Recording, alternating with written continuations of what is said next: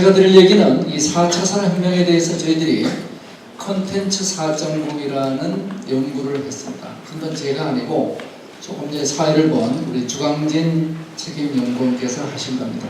네, 괜찮으시면 박수 한번 쳐주시고. 저는 그냥 아바타입니다. 자, 그러면은 우선 지금 대한민국은 1953년도 전세계 최빈국에서 우리는 경공업, 중공업, 반도체 그리고 스마트폰을 향해서 달려오면서 한강의 기적을 이렇게 했죠. 그런데 벽에 부딪혔습니다. 과연 앞으로 우린 뭘 먹고 살 것이냐. 하드웨어를 먹고 살던 대한민국이 이제는 소프트웨어적인 먹거리 가장 대표적인 것이 이제 한류를 포함한 컨텐츠 산업이 되죠. 자, 컨텐츠 산업 얼마나 큰가 우리 한번 볼까요? 컨텐츠 산업은 디스플레이 산업의 17배, 반도체 산업의 7배, 스마트폰 산업의 6배에 달하는 거대한 산업입니다. 단순히 큰 것이 아니라 이것은 앞으로 가장 빨리 성장하는 산업 중에 하나인 거죠. 그래서 4차 산업혁명 시대에 우리가 가장 미래지향적인 산업이 무엇이냐? 바로 컨텐츠 산업이다. 현재도 대한민국은 다른 산업에 비해서 컨텐츠 강국입니다. 전체 우리가 시장 점유율로 봤을 때 7번째 순위에 해당되고 있죠. 대한민국 대단하죠. 이 흥의 나라 대한민국은 문화강국의 DNA를 갖고 있습니다. 8억에 가까운 우리 유튜브 다운로드를 기록하고 있습니다. 놀라운 일이죠. 우리 대한민국이 갖고 있는 컨텐츠 아주 넓은 스펙트럼을 갖고 있습니다. 이 스펙트럼을 놓고 보면은 드라마에서 출발한 우리 컨텐츠 산업은 영화, 게임, K-팝, K-뷰티, K-푸드를 거쳐서 K-컬처로 갖고 있습니다. 자, 이러한 우리 대한민국이 갖고 있는 어마어마한 잠재 역량을 가지고 한국의 미래 먹거리를 만들어야 되지 않겠느냐. 자, 오늘의 주제가 되겠습니다. 자, 그렇다면은 컨텐츠 산업은 도대체 어떤 것들이 있는가? 한국컨텐츠진흥원에서 우리 컨텐츠 산업은 이 10개를 얘기합니다. 출판, 만화, 음악, 게임, 영화, 애니메이션, 방송, 광고, 캐릭터, 지식정보. 이 산업들이 대략 어떤 산업들인가는 이 내용을 보시면 갖고 있는 책에 나와 있습니다. 자, 그런데 글로벌 관점에서 컨텐츠는 어떻게 보느냐? 기본적으로 저희들이 보고 있는 광고 디자인, 음악 컨텐츠, 소프트웨어, 출판, 영화, 공연 이 말고 국가별로 영국, 일본, 호주, 중국 이르기까지 자국에 맞는 컨텐츠 산업을 정의를 하고 있습니다. 자, 그렇다면 이런 컨텐츠 산업을 한국 국가에서는 미래 산업을 위해서 현황을 잠깐 살펴보면 이렇습니다. 한국 컨텐츠 산업의 제일 큰 분야는 건드리지 말아주시고요. 제일 큰 분야는 출판 분야입니다. 그리고 이어서 방송, 광고, 그리고 지식정보, 캐릭터와 게임이 같은 비중을 차지하고 있죠. 음악과 영화가 대략 5% 정도 차지하고 있습니다. 자, 이러한 컨텐츠 산업 중에서 어떤 산업이 미래지향적인 산업인가? 성장률을 보면 알죠? 자, 우리 성장률을 볼까요? 출판업 마이너스 성장을 하고 있습니다. 자, 그런데 지식정보와 게임은 플러스 성장, 특히 게임이 가장 높은 두 자릿수 성장을 하고 있습니다.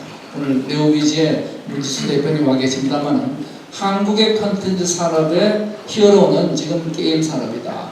그러면 이 두 산업의 차이는 뭔가? 2차 산업혁명의 흐름을 따라갔던 산업들은 지금 성장률이 마이너스, 3차 산업혁명의 흐름을 올라탔던 산업들은 플러스다. 전체적으로 5%, 우리 전체 국가 성장률의 2배 가까운 성장을 하고 있습니다. 자, 전 세계는 어떨까? 전 세계를 놓고 보면 한국과 크게 다르지 않습니다.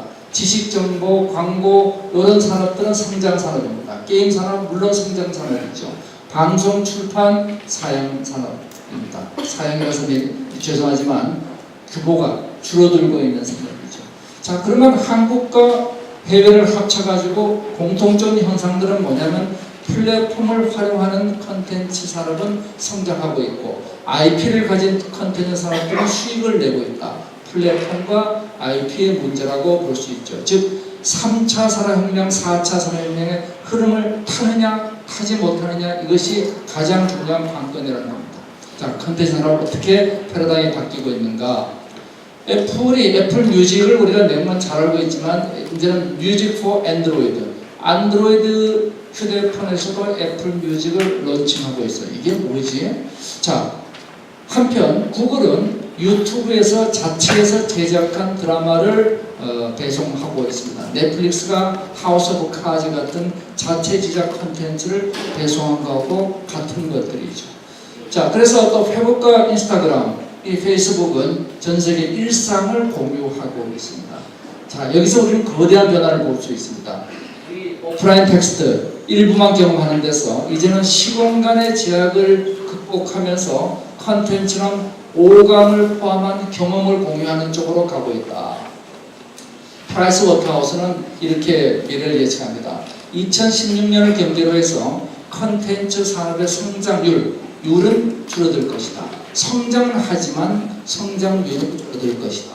이렇게 예측을 하고 있죠. 저희 K선의 연구진에서는 이와 반대되는 예측을 했습니다. 그게 아니다. 앞으로 컨텐츠 산업은 거의 더 빠른 속도로 증가할 것이다. 이것은 뭐냐면 컨텐츠 산업의 패러다임, 컨텐츠 산업의 정의가 바뀌기 때문입니다. 우리는 지금까지 컨텐츠 산업을 제대로 정의했느냐? 국가마다 다르게 정의하고 있습니다. 그리고 산업마다 다르게 정의할 필요가 있죠. 자, 그러면 새로운 컨텐츠 산업의 패러다임은 어떻게 돼야 될 것이냐? 1998년도에 OECD가 최초로 정의를 하고 그 다음에 국가마다 다르게 합니다. 영국은 창조정의, 일본은 직접재산, 한국은 문화산업 건드리지 말아주세요. 새로운 컨텐츠는 유형보다는 정보교육 이런 쪽으로 가고 있죠. 자, 이런 그 컨텐츠 산업에 대해서 OECD는 2007년도에 이렇게 정의를 합니다. 컨텐츠란 첫 번째 중요한 키워드가 있습니다. 인간을 위한, 사람을 위한 거죠. 조직화된 메시지. 두 번째입니다. 메시지로서 미디어와 결합되어 전달되는 상품입니다. 인간, 메시지, 미디어 세 개의 요소가 있는 것이 컨텐츠다. 자, 그런데 메시지가 변하죠. 미디어가 변하죠. 당연히 산업혁명에 따라서 컨텐츠 산업은 변하게 되어 있습니다. 자, 그 변화를 보도록 하겠습니다. 영국은 거버넌스 구조를 바꾸고 있죠. 문화부를 이름을 문화 디지털부로 바꾸면서 디지털 기술 인력, 디지털 인프라를 확충하겠다는 게 UK 디지털 스트래티지 2017.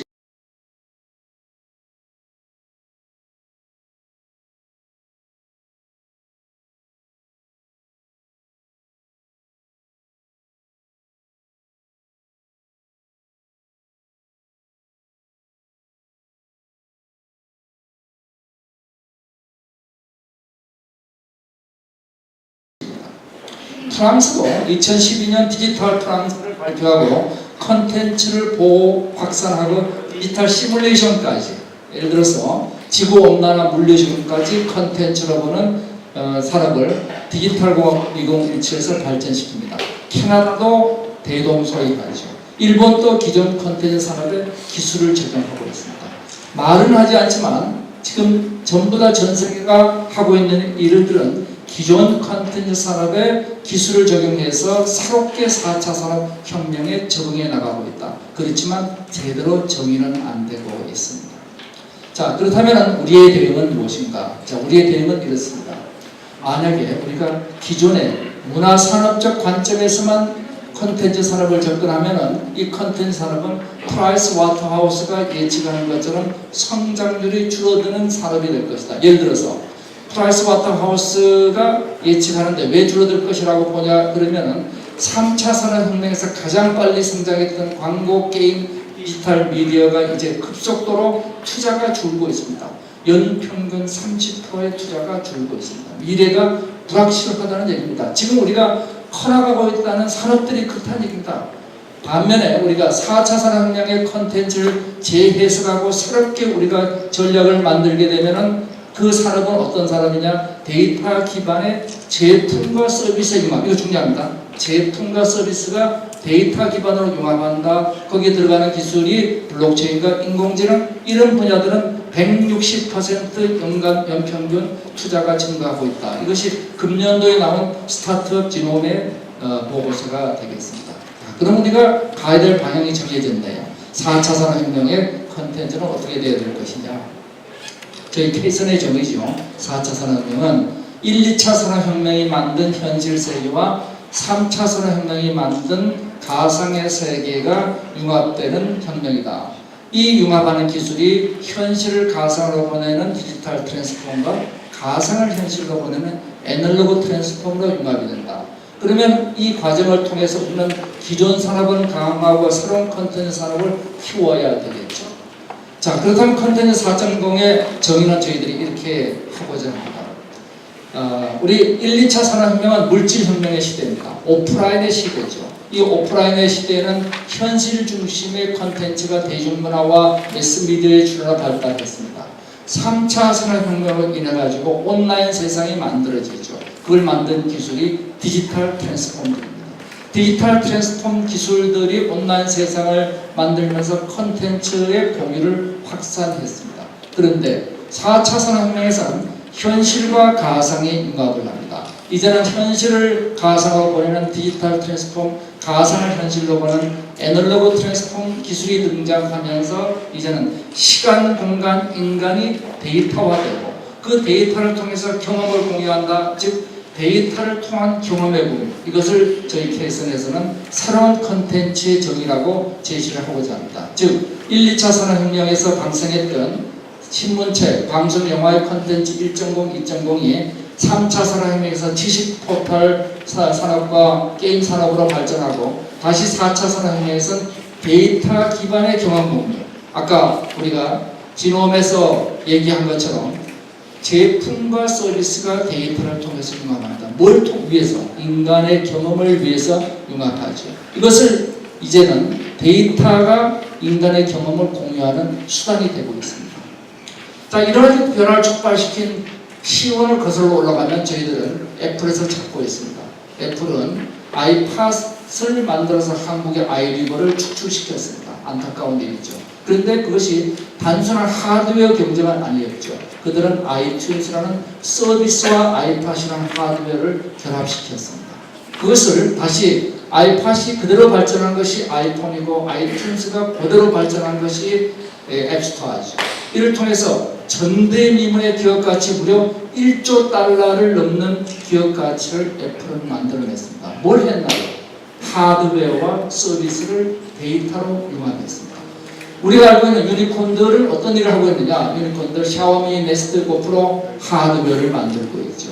서비스를 하고 있죠. 뭘로 연결하나요? 데이터로 연결하고 있습니다. 그래서 데이터를 매개로 해서 제품과 서비스를 결합하고 있다.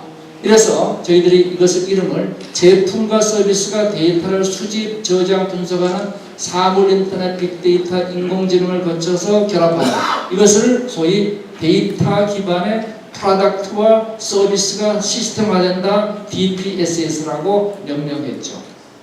자, 경제 발전 단계에 대해서 요셉 파이는 농업, 산업, 서비스 경제에 이어서 경험 경제가 등장한다고 이미 21세기가 오기 전 1998년도에 예언한 바가 있습니다. 자, 경험 경제는 뭐냐? 기획을 통해서 기억에 남는 개인의 경험이 바로 경제의 중심이 된다. 이런 것들이죠. 이것이 바로 4차 산업혁명의 핵심입니다. 대표적인 우리가 쓰고 있는 마인크래프트 사례들이 그런 사례들이 될 것입니다. 그래서 저희들은 아까 말씀드린 대로 인간, 메시지, 그리고 미디어. 그래서 텍스트 메시지죠. 메시지는 이제 뭐가 메시지냐? 인간의 오감 가능이 다 메시지다. 미디어는 뭐냐? 오감 미디어가 미디어다. 그리고 이제는 인간은 어떻게 되느냐? 독자와 저자가 분리된 것이 아니라 크레슈모로 커뮤니티에서 합쳐진다. 이래서 4차 산업혁명의 컨텐츠 전략을 만들어 보기로 했습니다. 우선 우리 한국에서 뭘 하고 있는가를 잠깐 볼 필요가 있죠. 우리 정부, 중앙정부의 컨텐츠 산업 육성 전략의 혁신 성장 전략의 4번째가 R&D 및 신산업 정책의 문화예술이 들어있습니다. 그리고 이러한 중심에는 뭐가 있느냐 하면 신기술과 신산업을 육성한다. 경기도에서도 민관협력 거버넌스로 4차 산업혁명의 인프라를 조성해서 장르별 콘텐츠의 경쟁력을 강화시킨다. 전부 다 뭐냐면 기존에 있는 것을 강화하겠다는 겁니다. 기존에 있는 걸 강화하겠다. 이렇게 되면 프라이스 워터하우스가 얘기하는 것처럼 성장률이 계속 감소하는 산업 구조를 가지게 됩니다. 자, 그래서 저희들은 기존 산업 강화 말고 신산업을 육성하는 것이 새로운 컨텐츠 전략이다. 여기에 인재 육성 투자 확대 글로벌화를 해야 되는데 컨텐츠 4.0이 이러한 기관을 합니다. 기본적으로 우리는 컨텐츠를 만들어야죠.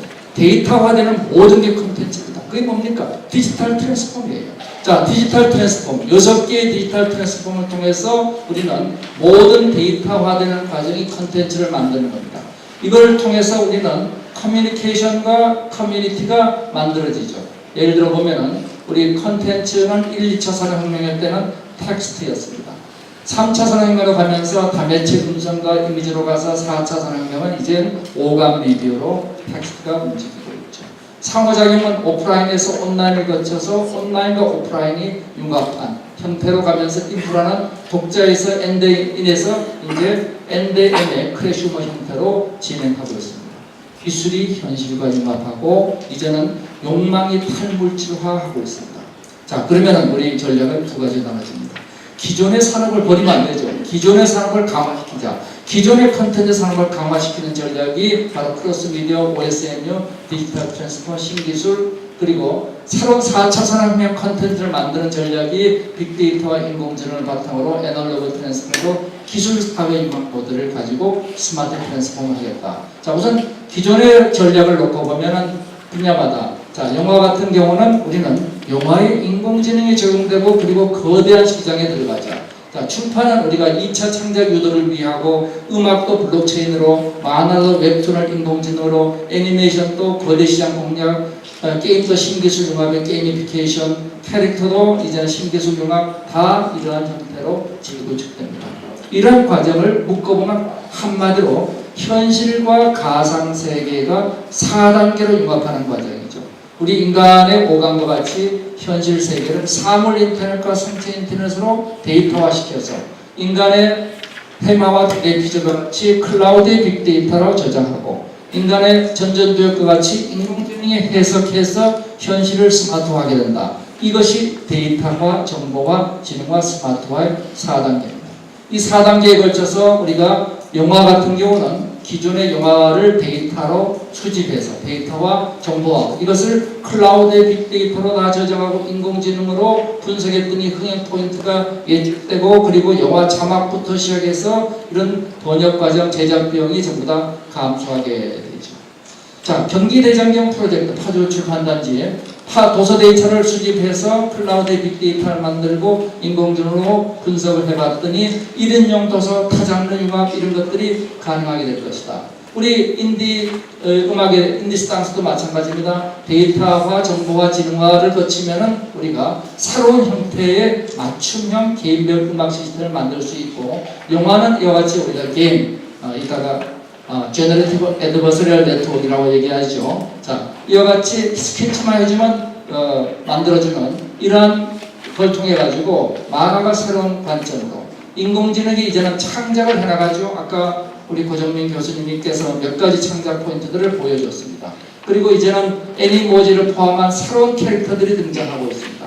캐릭터를 통해서 우리가 텔레프레젠스를 포함한 새로운 캐릭터 산업 그리고 방송도 오픈 플랫폼으로 가면서 MCN과 기존의 공중파 방송들이 이제는 융합하는 형태로 발전할 수 있다. 자, 이제 모든 일상의 게임화가 될 수 있습니다. 이제는 게임은 현실과 떨어진 게임이 아니라 현실 속에서 인간의 생활을 좀 더 풍요롭게 하는 게임들이 등장할 수 있죠. 자, 한편 4차 산업혁명 컨텐츠는 현실 세계와 가상 세계를 연결하는 컨텐츠. 이것을 저희들이 현실 세계를 디지털 트랜스폼 시키면 가상화되고 여기서 인공지능이 프로세싱한 결과를 애널로그 트랜스폼으로 현실화시킨다. 이 과정을 통해서 예를 들어서 데이터를 우리가 모은 것을 애널로그 트랜스폼 기술을 통해서 만들면은 우리가 BTS와 BTS를 인공지능 기술로 BTS와 함께 배우는 코딩, 콜라보 공정한 보상, 컨텐츠 애저 플랫폼, 아이템 거래 장치는 VR 기반의 스마트 스포츠 중계, 스티밋과 같은 새로운 보상 체계, VR 기반의 문화재 체험, 홀로그램 아바타 이런 것들을 할 수가 있죠.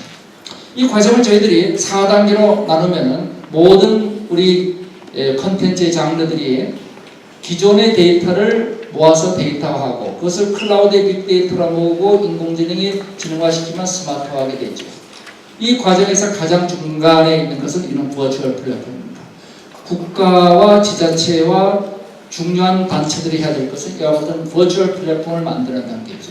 여기에 누가 중요한 역할을 하냐? 인공지능이 중요한 역할을 하죠. 얼마 전에 우리가 본 오바마의 우리 딥러닝 기술을 이용한 영상 적용 사례들입니다. 자, 이제는 흑백 사진 복원도 이룩하죠. 감정 인식을 하죠. 그리고 감정을 표현하죠. 중요한 건 이 거대한 변화가 불과 5년 사이에 이루어졌다는 겁니다. 이 5년 사이에 이루어졌다는 건 5년이가 어마어마한 발전을 할 거라는 거죠. 그래서 소위 개는 수많은 우리가 웹툰을 포함한 이제 컨텐츠의 저작 과정에서 사람들을 도와주게 됩니다. 인공지능이 음악을 만들고 인공지능과 예술과 결합하고, 자, 인키트는 놀랍게도 24개를 출판했는데 22권이 50위 이내 베스트셀러가 됐습니다. 도대체 편집자가 누구냐? 편집자가 없는 거죠. 독자와 인공지능이 편집자다. 인공지능이 시와 소설을 쓰고 구글의 AI 시인을 만들었습니다. 이러한 일을 통해서 우리는 뭐를 만들 수 있냐? 스마트 게임, 스마트 음악, 스마트 영화, 모든 분야를 스마트하게 만들 수 있죠.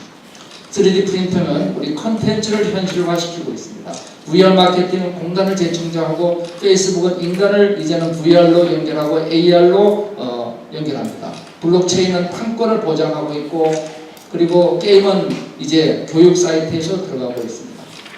자, 우리가 뭘 할 수 있는가? 하나의 예를 들어서 저희들이 보면은 난민을 돕고자 하는 시리아 난민들의 실감나는 VR 영상을 제공했다는 것이 브루클린인가요? 거기에 우리가 방문했을 때 있었던 일입니다. 거기에 끝나지 않고 난민을 돕고자 하는 사람들의 동정심을 어떻게 유도할 것이냐 욕망을 디자인하고 그걸 3D 프린팅으로 전체를 제작하고, 그리고 게임으로 하나의 게임을 만들고 영상이 조작되지 않았음을 증명한 블록체인, 그리고 다양한 지원을 뒷받침하는 플랫폼, 이런 것들이 모여가지고 새로운 형태의 컨텐츠 산업을 만들어낼 수 있다는 얘기가 되겠습니다. 자, 경기도는 어떻게 할 거냐?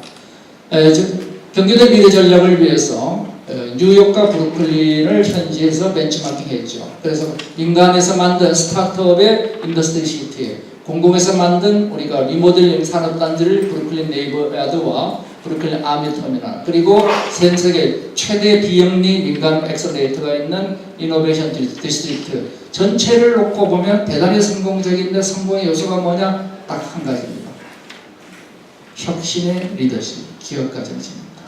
지원하되 통제하지 않는 것. 자, 그래서 코워킹 플레이스, 여기도 코워킹 플레이스지만 왜 우리가 위워크가 전 세계적으로 유니콘 대열에 들어갔는가? 유니콘 반열에 올라간 것은 오프라인에서만 해가지고는 네트워크 효과가 발생되지 않죠. 온라인과 오프라인이 오토로 결합이 되어 있습니다. 인공지능으로 공간 배치하고, 그리고 모바일 앱을 가지고 기업 간 정보가 공유되고, 이걸 위해서 위워크는 어마어마한 네트워크 효과를 위해서 지속적으로 코워킹 역량 강화를 위해서 협업 툴 앱을 27년에 필드렌즈를 인수하고, 유놈이라는 온라인 마케팅 회사, 플랫 아이온이라는 코딩 교육 회사, 미덥이라는 행사 포럼, 그리고 금년에는 컨덕트라는 디지털 마케팅 회사를 M&A 하고 있습니다. 이들은 뭘 하고 있느냐? 사람 공간 기술의 상호작용을 중시해서 이들의 규모의 경제를 가지고 네트워크 경제를 만들어가고 있다. 이들이 우리가 제대로 되는가에 대해서 스타트업 간담회, 4번의 전문가 간담회, 서울 R&D 센터를 벤치마킹했습니다. 스타트업 간담회의 얘기는 굉장히 중요한 얘기가 많습니다. 규제와 지원은 사전에 하지 말고 사후에 해라. 가능한 사전에 뭘 하지 말아라. 공공은 테스트베드를 제공하는 게 중요하고 플랫폼 창업이 중요하다. 네 번의 전문가 간담회에서도 프랑스의 스테이션 F, 세계 최대의 스타트업 아마 클러스터일 겁니다. 1000개 이상이 여기 모여 있으니까. 그리고 서울 R&D 센터도 정부가 지원을 하는데 통제하지 말자. 자, 그러면 결국 뭐로 가느냐? 이것이 전부 다 이제 플랫폼으로 간다는 거죠. 그래서 플랫폼이 있는 것들을 유치를 하자. 그래서 넥슨, 네오비즈 이런 데를 유치를 하자. 그 다음에 작은 중소규모 플랫폼들은 발굴해서 끌어오자. 우리 보면은 크몽이나 위시캣 이런 데들을 끌어오자. 그 다음에 필요한 데 없는 플랫폼들은 우선 플랫폼 창업부터 육성하자. 이 세 가지 플랫폼 전략하에서 우선 이 엑셀레이터 메이커 스페이스는 꼭 필요한데 여기서는 공공이 직접 하면 안 되니까 민간 위탁하되 반드시 경쟁체를 해라. 컨텐츠 생태계의 가장 중심이 되는 건 플랫폼, 데이터를 끌어모으는 플랫폼이 필요하다. 그리고 글로벌화를 위한 글로벌 육성 전략을 가져가라. 그러면 네트워크, 투자, 시장 육성이란 네 가지 컨텐츠 생태계가 구성될 것이다. 이런 컨텐츠 기반으로 세 개의 강을 건너야죠. 악마의 강, 죽음의 계곡, 다음의 바다를 건너야 됩니다. 창업 촉진을 위해서 여기에 GitHub, 텐서플로우, 오픈소스, 쉬운 피보팅 이런 것들이 필요하고 사업화적 클라우드, 펀딩, 엑셀레이터 이런 것들이 필요하죠. 자, 그러면 이제 우리 판교 같은 경우는 뭐가 필요하냐? 판교에서는 이 데이터를 수집하고 데이터를 활용하는 이 양쪽 관계에서 데이터 수집, 분석, 활용 이걸 위해서 인공지능과 블록체인이 필요하게 됩니다. 예를 들어서 이런 거죠. 스마트 튠을 한다면 데이터 수집은 오늘 와 있지만 CG원의 김미경 대표님이 해주시고 그 다음에 데이터 분석은 예를 들어서 오픈 서베이 같은 데서 온라인 데이터 분석을 하고 이 컨텐츠 생산을 위해서 인공지능의 개인 기술로 채색을 하고 인공지능이 번역하고 머신러닝 복잡한 주인공이 되고 사용자 추천하고 이것을 우리가 소비 쪽에서는 수집된 데이터의 신뢰를 분석하고 코인 제공으로 설문조사 유인하고 이런 일들을 통해서 구현 가능한 새로운 컨텐츠 산업을 만들 수 있다. 자, 그러면 여기에 또 우리 카이스트의 박희경 부총장님 와 계십니다. 자, 카이스트에서 굉장히 중요한 일을 해줘야 되죠. 인공지능 기반의 컨텐츠 산업에 접목해서 인공지능과 블록체인이라는 양대 기술을 뒷받침하고 이 스타트업이 이걸 통해서 아이콜 40이라든지 IPC를 벤치마킹한 새로운 컨텐츠 프로그램을 만드는 것입니다. 이 전체가 이제는 다 컨텐츠 산업입니다. 판교 전체가 뭐냐면 가상 도시화되면서 시간, 공간, 인간이 다 집약되면 그것이 컨텐츠가 됩니다. 이 컨텐츠를 가지고 수많은 신산업들이 만들어질 수 있죠. 그런 플랫폼을 버추얼 판교라고 명명했습니다. 네, 마지막 슬라이드가 되겠습니다. 저희들이 제시하는 투트랙 전략은 첫 번째는 인공지능과 애널로그 기술을 바탕으로 컨텐츠 육성하고 기존 컨텐츠는 블록체인과 AI로 육성하는 투트랙 전략입니다. 두 번째는 산업 생태계를 지원하되 통제하지 않아야 된다. 제일 중요한 건 리더를 선발하고 브루클린 네이버 야드나 다 아미턴이나 마찬가지입니다. 그 리더 선발에 최선을 다하고 권한은 완전 위임하라. 이것이 지원하되 통제하지 말라. 암스 렌스 프린시플이 되죠. 그리고 3대 플랫폼으로 오토 생태계를 구축하고 창업 촉진을 위한 엑셀레이터 메이커 스페이스는 분명히 민간에 맡기되 경제 입찰로 가라. 그리고 글로벌 기업 유치를 해서 이들이 CVC 투자와 M&A 활성화를 해야 된다. 글로벌 게임 기업, 예를 들어서 오늘 문지수 대표님 네오이지에서 와 계시는데 확실하게 우리가 뒷받침하자. 그리고 카이스트와 결합해서 오토 기술 개발 교육을 제공하고 블록체인의 유통 시스템을 만들고 마지막으로 스마트 시티와 V커머스와 같은 이런 플렉시 프로젝트를 뒷받침하자. 제 얘기는 여기서 마치겠습니다. 감사합니다.